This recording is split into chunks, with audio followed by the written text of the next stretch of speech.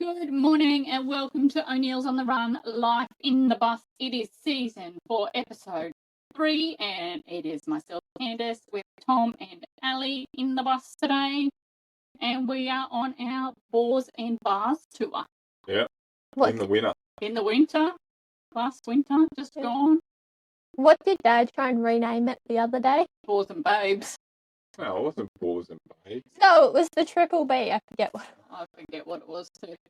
But so we left last episode. We were at Lightning Ridge. We'd been there for 5 days, and we were just hitting the road to go north over the border to Hebel, and we discovered our wallets had been stolen. Yeah. I think that's where we left off last week.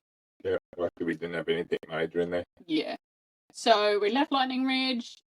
We drove to Hebel, which was going to be our destination. Yeah. We pulled up to get a coffee and check in. Yeah.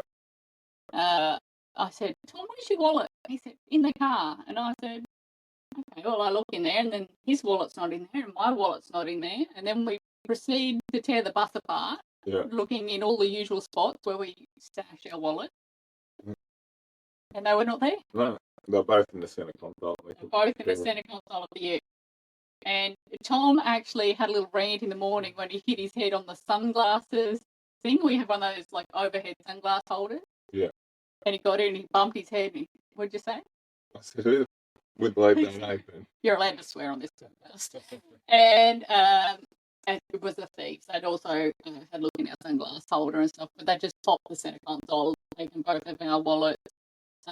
Maybe about $400 cash, and we don't keep our credit cards in there, thankfully. But it was just a pain in the butt getting all the licenses and stuff. And Tom had to do a proper police report because of his son's license and things. Yeah. And the worst part was you had licenses in Queensland and in New South Wales, so it's like you have to go to Queensland to get these ones done. We were in Queensland, but it was just a pain. That's only the boat license. And I guess it highlights, like, my parents who were travelling with us at the time said, like, if that happened to us, they'd be screwed because they don't use, like, PayPass or Apple Wallet or anything like that. So we were lucky because we just use Apple Wallet and things for everything, pretty much. And I had your credit card in my phone case, so we were still fully functional, really. Yeah. We have digital licenses. We have on, like, the phone wallet for payments and things. So we were still functional, but if it had happened to my mum and dad, they would have been grounded. Yeah. Because they would have had no way to access their money until we got to a major centre. Yeah. And wouldn't have been able to lock their cards or anything. We could do straight away. We just jumped on the apps and locked cards and all that stuff. So it was easy. But it probably highlights that when you're travelling, that you do need to sort of have your backups in place. Yeah. Well, if you lose your phone, it'd probably be a bit of a... Phone would probably be worse. Yeah. Sorry, I had to stop for a sip of coffee. As you can see, the new stock shirts are in. Coffee and alcohol, the glue keeping the shit show together. I need more coffee or alcohol. Right, so then we pulled up at Hebel and we were going to stay at the pub, but it was quite a snug bit round to the back of the pub. Yeah. So they put us... just heap of cabins around there now. Yeah. Small for a couple of caravans. And then, so they put us in behind the cafe. Caravan. Which is the caravan park kind of deal. But the pub and the cafe, and it's all owned by the same people. It all works together. Yeah. And you can free camp out the back there as long as you support the pub. Yeah. Yeah. It was fabulous. Yeah. The pub we had a meal there. We had a meal. It had great vibes. Which was weird. So you ordered your meal at the pub and then you had to walk across the road to the cafe and bring your meal back to the pub. But it's just one of those really nice, quirky Queensland pubs that had vibe. There was music, there was bonfire. The floors were wonky. Yeah. Tin roof half. Yeah, maybe you walked straight if you were drunk. Maybe. Yeah, so if you made it straight back to the bar from the toilet, that's it. You've had enough. Get out. That's how bad the floor was. So it was a good vibe there. But in the afternoon, because we were sort of tossing up whether we went from Lightning Ridge to Hebel or Lightning Ridge to Gaduga. Yeah. And we couldn't really make up our mind, except Gaduga was sort of off the path, so we went through to Hebel. So we went to Gaduga for the afternoon. Yeah. Because we got into Hebel, like it's only 70 k's from Lightning Ridge to Hebel, so we got in quite early. Yeah. parked up the bus, set everything up, jumped in the ute, and headed to Gadooga, where we spent the afternoon fishing and yabbying. Yeah. We caught huge yabbies, more than a bucket full of yabbies in, I don't know, like an hour, and then I gave a heap away as well to other people who were there. Meat and string yabbies from below the weir wall. Yeah, just trying to climb up the wall, I think. Yeah, pretty much. The water was running down, they were heading up, so easy catching. We had a great meal out of them, and my dad also caught a couple of big carp, one huge carp, one went about 10 kilos, and there were some people from Czechoslovakia came down to watch us fishing, and people over there eat carp, which was baffling for an Australian. We definitely do not eat carp. Well, I definitely don't. I think it's rubbish fish, and you just stab it and throw it up the dam or die because they're like invasive species and stuff. You're not allowed to put them back in the water. But our newfound friends from Czechoslovakia gladly accepted the big carp and knocked the fillets off him and taken him home to eat. Yeah. So waste not, want not, I guess. Everyone's for their own. I've had a few people tell me since they make good fish cakes and you put like lime and chilli in and mix them up and they're really tasty, but Well, I reckon they taste exactly like mud cakes. Yeah, I'm not sold. And then after our afternoon of fishing and yabbying, we went round to the Gadooga baths, which were very good. Yeah, not very deep, about knee deep. Yeah, but they got a little seat. You just sit in them. Yeah. They're pretty hot when you first walked in. You didn't think you were going to make it to the bottom. The shallow end where you walk in, it's like a sloping floor one. Yeah. It's very accessible for sort of all people. Yeah. Not easy to climb in. And the shallow end is in the sun, but it's also where the water comes in, so it like scalds your feet. And you think, oh, I'm not going to be able to get into this. But then by the time you get down to the slightly deeper end, it's manageable. Yeah, beautiful big camping area there. I don't think it'd be much fun in summer. No. Yeah. Free, but I see a lot of them shut. Yeah, starting to shut off. Yeah, for the summer. Big free camping area on a bitumen pad there at Gadooga. Yeah. Which would also be scorching hot in summer out there, but great in winter because, I mean, there were probably 50 or 60 vans there, and no one was getting bogged. No, that's right. It doesn't look like it rained there much either. No, but that winter while we were out there, we struck quite a bit of rain that trip, a very wet winter. And the Gadooga baths, big new clean amenities and everything. Yeah. Not big amenities, but new. Yeah, there's a lot of people there. They'd be fairly easy, I reckon. New and clean. One of our friends actually used to live out that way and said he remembered Gadooga ball bath as being a ring of 44-gallon drums filled with cement that the water pumped into. Yeah. So it's a bit different now. It's definitely had an upgrade. Yeah, and that was the last free one because we were going into Queensland. Yeah, actually, I think it was the last free one. Yeah. Everything in New South Wales was free. All the ball baths in New South Wales were free. Yeah. And not one of them in Queensland. That we visited anyway. Yeah. So we visited most of them. Yeah. We missed out on Blackball. Charlotte Plains. And Charlotte Plains we missed out on. And, I think that is really good.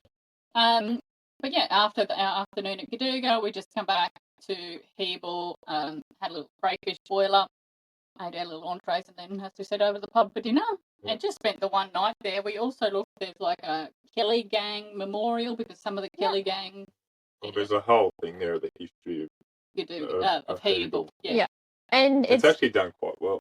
Yeah, and there's lots of cabins there. So you've got the ones behind the pub, and then the diagonal block across from the pub, there was just all cabins there. It looks like they're more for work. In the area. And you do get a bit of trucks come through, but you expect that. So it's not noisy. There's just a little bit of road noise. Yeah, I didn't find it a problem. No, we were at the far back though. Yeah, we got in it. It's again free camps. It pays to get in at a decent time in the morning. Yeah. Pick your spot. Yeah. If you get in late, you just got to get what you got to get. But if you get in early to a free camp, you generally can find somewhere pretty good. Yeah. And the amenities were. Yeah, they're pretty good there too. And there was a little park with all the history and the Kelly Gang stuff, and then down the road a bit there was like a weir and a park along the river as well there. Yeah. It was pretty. I'll walk the dog down there. Yeah. And then we just packed up and it was time to head 165 kilometres to St. George via Diranbandi. We stopped at Diranbandi for morning tea. Yep. Back to the bakery. Yep, and there's the Light Horse Memorial there. That's super cool. Yeah, like a charge of the Light Horse and the Sheba cut out of steel. The sunset's behind it, apparently, which is pretty cool. It's actually got quite a quirky little main street. Lots of cafes and things. Someone's got resting bitch face in the video. I took his pens away. He took his pens away. He was fidgeting, was he? So now he's sulking. We had a nice morning tea at Diranbandi. It's run by a Russian family, and they've done great cake pastry and apple turnovers. I wouldn't say the best apple turnovers ever, but they were definitely up there in the top 5. I think the best apple turnover is Joe Keem's in Bollon. Yes. And maybe we did have this conversation just the other day, but I can't remember what in the Vietnamese place in Tamworth. They sometimes do like the croissants and apple turnovers. Miss Juju. Yes. And then it was on to St. George. Yeah. And we stayed at St. George Riverside Caravan Park, I think it's called. It used to be Kapunda Fishing Grounds, but now it's a caravan park. Yeah. And it was $42 a night on power. Yeah. And we stayed for 3 nights. Right on the river. But literally my mum and my dad could fish from under his awning. Fishing park's a loose term. Yeah, I didn't see a tight line the whole time we were there. He did lose 100 metres of braid. Yeah. Are we dog going to bark? No. What are you pointing at? Nothing. He did lose 100 metres of braid there. Yeah. And it was a long walk up to the amenities, and it just rained, so it was not fun. And then I guess the reason we chose to spend 3 days in St. George is that it was forecast rain. Yeah. And we wanted to pick somewhere with a good solid base. Yeah. That wasn't going to bog a 13-ton tiny home on wheels. Yeah. And it did rain. Yes. I think there was a puddle, a massive puddle just at the back of our bus. It was like walking through a mini lake every morning. Yeah, but it is a good gravel hard pad down there. So even though it was wet and the driveway out got a bit questionable. Yeah. But we managed. Yeah. So it was a good spot to park up for some wet weather. The other issue was the day before we left, they were doing backburning just on the far side of the caravan park. And oh God, something's going to set on fire here. Yeah, they had it under control. While we were in St. George, we did the ball baths. Ball baths is a shame to call them. Those are not ball baths. It's a hot pool. It's not even hot. It's like a town pool that's 37 degrees. Yeah. It's like a town pool, and they've just got one of those little packets of bath salts, and just $8. And $8 each to get in. I think it was half that if you're a pensioner. Yeah. Oh, and the funny thing was, do you have a photo of the sign that was on the back of the doors that was don't flush clothes? Yeah, Ali remembers that. Please don't flush your clothes down the toilet. There was a whole list of things. There was phones, nappies, all the normal stuff plus clothes. And I'm pretty sure there was thongs on there too. Don't flush your shoes down the toilet. Who's flushing shoes and shirts? We also went to Riversand Winery, home of fucking good port. Yeah. Good marketing, very good marketing. They're not great wine. It's not a great wine. I don't think it's a great wine growing area, but I mean, you're there, so you go and do a tasting. I found it more interesting the book of the floods they had, and you could see how much was underwater there. Yeah, but we did buy a muscat and a port. Yeah, and then your mum bought that sparkling. Oh, yeah, they do a decent sparkling. It's called Twisted Sister, I think, or something like that. I think there's 2 pinks. And it's a pink sparkling, which was quite nice. It'd be nice on a summer day. And we done the river walk there, so we parked at one end of the town and we walked along the river. Yeah. Saw the giant Murray cod. Yeah, it wasn't badly done. It's not bad looking at the weir either. Yeah. The bridge is the weir. Yeah, it's sort of a nice walk along the rivers there. Yeah, it's done well. Lots of bird life and tidy and people running. They must do park run or something there, I think. Yeah. And we also took a day trip to Thallon and Nindi Gully while we were there. Yeah. Not much at Thallon. They've done a bit with the railway workers and that, like around town. They're like little statues. Yeah. And the silo art there's quite beautiful. It's probably one of the best silo art we've seen. Yeah, with the free camp. And a free camp at the bay. It didn't have a lot going on, but you can see they're trying. Yeah. They've put in some sculptures. There's a giant Diptodon wombat statue thing there. There's the silo art. There's a free camp. They are really trying to start catching in on that trade. They're probably just not quite there yet, but they're working on it. So you've got to give them a hat off. At least having a crack at catching some of that trade through. Well, the trade would be going through to the next place, wouldn't it? Nindi. Yeah. Yeah, so we drove straight down to Thallon, had a squiz around. It was a rainy, miserable day, and then we come back to Nindi Gully for lunch, and the car park was an absolute... It was just slop. Slop, black soil slop. It's right on the river there, or Mile River, I think, Mile Creek. And it was in a bad state on the day we got there. Yeah. And there was people bogged, and people definitely not going anywhere for quite some time. They were stuck. But Nindi Gully pub is another one of those quirky, famous Queensland pubs, and they are famous for their super duper uber giant burgers. Yeah. We didn't get the big burger. No. We had the big steak sandwich, which was $75 for a steak sandwich, and it cost us. We ate it, like we got through it. Yeah. Two of us got through it. Yeah. We shared. Dad nearly had the whole lot. Oh, yeah, Mum and Dad, what did they have? Something the same thing. They had the same steak sandwich. My dad nearly had to eat it all because Mum didn't eat very much of it. But, so a $75 burger, but definitely feeds two, probably three comfortably. Yeah. Depending on how hungry you are, I guess. But we can check that off the list. We went to Nindi Gully. We ate a giant burger. Yeah. And then back up to St. George. And I think we also got fuel in St. George. We did, we put 152 litres in at $2.01, which worked out at 28 litres per 100. And I think that was one of those IOR fuel, was it? Yeah. Yeah, it was the pay before you fuel. Self-fill fuel things. We found a lot of those through the southwestern Queensland, didn't we? Yeah. That we used, and they were generally the cheapest and easy to get the bus in and out of. Yeah, that's right. They just set up the road trams. So after St. George, 3 days in St. George, we moved 113 kilometres west to Bollon, and we stayed in the free camp, donation camp there, Wallam Creek Free Camp at Bollon. It's a bit of a mouthful. Yeah. And I always get in trouble for calling donation camps free camps. I just lump them all together under low-cost camping, pretty much. Yeah. If you costed me $10 or less a night, I'm going to call it a free camp because that's essentially free as far as I'm concerned. And it was packed. It was packed. It was wet. It's difficult to find a spot, and you had a lot of people who would just cut off straight. Like Dad was driving the bus in, and we had the caravan just drive straight in front of you into the spot that he was starting to turn into. So, and we were there like maybe 11 o'clock in the morning. So, I think there would be more parking there if it wasn't wet. But because it was wet, everyone was trying to get onto the harder gravel. I think it's more there's just a line there that you were out of the shade. So everyone was trying to get their solar. Everyone was trying to stay on the dry ground. There's one after we stopped. There's one bloke parked a couple down. He would have been that close. The fella would have hit his door getting out. Yeah.